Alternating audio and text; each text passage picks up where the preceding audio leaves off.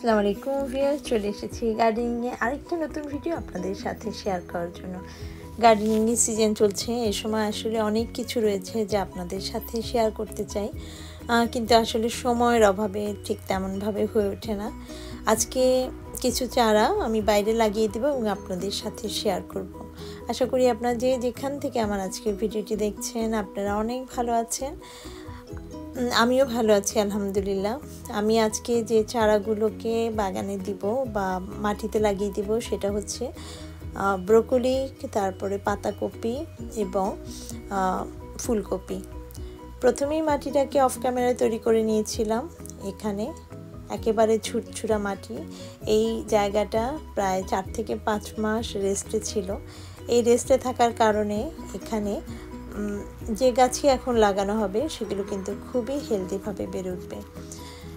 এই চারাগুলোকে আমি একই সাথে লাগানোর পরেও এগুলোকে আমি গ্রিন হাউসে রেখেছিলাম, কিন্তু এখন যেহেতু তাপমাত্রাটা একটু বেড়েছে এবং সেই সাথে গ্রিন হাউসের ভেতরে রাখার কারণে গাছগুলোও বড় হয়েছে, তবে অনেক গাছই কিন্তু এখানে পাতাগুলো নষ্ট হয়ে যাচ্ছে। তাই ভাবলাম যে এখন যদি এগুলোকে রিপোর্টিং করা না হয় তবে কিন্তু একেবারেই নষ্ট হয়ে যাবে। আর প্রতিদিনই কিন্তু দিনটা বড় হচ্ছে এবং ওয়েদারটা ভালো হচ্ছে। আর যতই ওয়েদার এখন নর্মাল থাকুক, এখন কিন্তু যে গাছগুলোকে আমরা বাগানে বা বাইরে লাগাতে চাই সেগুলো স্পেশালি পাতাকপি জাতীয় ফুলকপি এবং ব্রোকলি, তারপরে টমেটো, কোনো ক্ষেত্রে বিনস, রানার বিনস আপনারা আপনাদের এরিয়া দেখে ইচ্ছে করলেই বাইরে লাগিয়ে দিতে পারেন।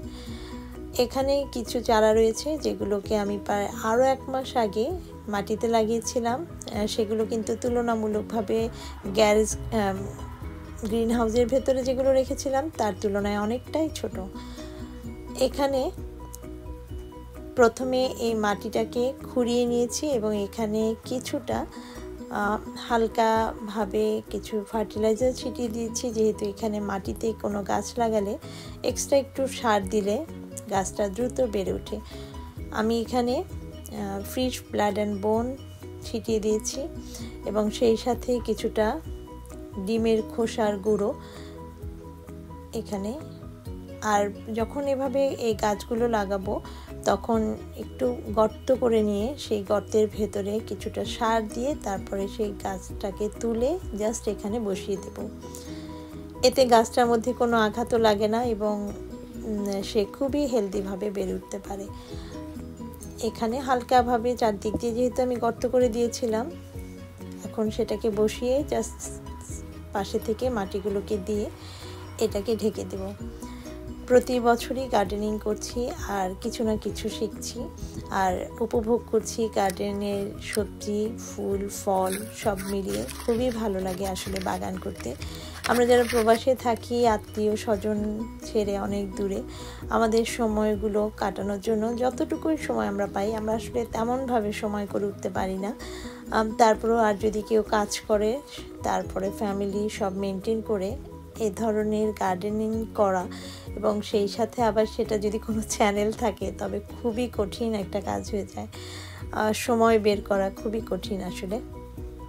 তারপরও মনের একটা শান্তির জন্যই কিন্তু আমরা এভাবে বাগান করে থাকি। যদিও আমাদের অনেক জায়গা রয়েছে যেখানে সবজি মোটামুটি এশিয়ান এরিয়া, যেমন আমরা যারা বাঙালি এরিয়া রয়েছে তার অনেক ক্ষেত্রে দেখা যায় যে সবজি কিন্তু অনেক সময় খুবই সস্তায় মিলে। তারপরেও কিন্তু যারা বাগান করতে ভালোবাসেন তারা কিন্তু ঠিকই এই কষ্ট করে পরিশ্রম করে তারপরে অর্থ খরচ করে বাগান করে থাকেন। এটা যে শুধু পয়সা সাশ্রয় করা বা সেটা না, কিন্তু মনেরও একটা শান্তি মিলে এবং এটার পাশাপাশি শারীরিক, মানসিক এবং একটা খুবই ভালো এক্সারসাইজ এটা যারা বাগান করে। আমাদের দেশে যেমন এটার প্রচলনটা খুবই কম, আমরা সবাই কিনে খাই বাইরে থেকে যতটাই হোক, কিন্তু তারপরও আমাদের এখানে কিন্তু কেনার কোনো কমতি নেই। কিন্তু তারপরও কিছুটা সময় যদি বাগানে দেওয়া যায়, নিজের বাগান থেকে হারভেস্ট করে তারপর সেখান থেকে খাওয়ার, উপভোগ করার সময়টাকে সুন্দরভাবে পরিবারের সাথে কাটানোর খুবই একটা ভালো ব্যবস্থা।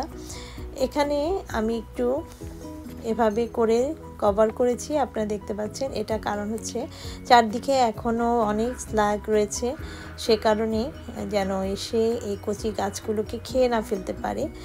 এখানে এসেই সেগুলো একটু বাধাপ্রাপ্ত হবে এবং আসবে না আর কি। সে কারণে এটাও শিখেছি, প্রতি বছরই যেমন শিখি, এবছরে এটা প্রথম অ্যাপ্লাই করলাম আমি। এবং তারপরে একেবারে যেহেতু নতুন মাটি, সেখানে আমি খুব ভালো মতো, আর যখন মাটিতে গাছ লাগাই তখন কিন্তু পানি দেওয়ার ব্যাপারটা খুব ভালো মতো দিলে, 2 দিন পানি না দিলেও কিন্তু সেটা অ্যাডজাস্ট হয়ে যায়। এভাবে ছিটিয়ে দেওয়ার পরে নেট দিয়ে ঢেকে দিব। এখনও এই গাছগুলি এইভাবে রেখে দিলেও চলবে, কিন্তু তারপর আমি একটু নেট দিব, কারণ কচি পাতা রয়েছে। অনেক সময় কবুতর সকালবেলা এসে পাতাগুলোকে খেয়ে ফেলে স্লাগের পাশাপাশি। এভাবে ঢেকে দিচ্ছি। রাতের বেলা আমাদের এখানে টেম্পারেচারটা প্রায় 6 থেকে 7-6 নেমে আসে।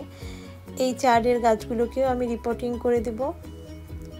এভাবে কিছু কিছু শাক জাতীয় সবজি পুরোপুরি গার্ডেনিং শুরু হওয়ার আগ পর্যন্ত অনেক ইচ্ছে করলেই খাওয়া যায়।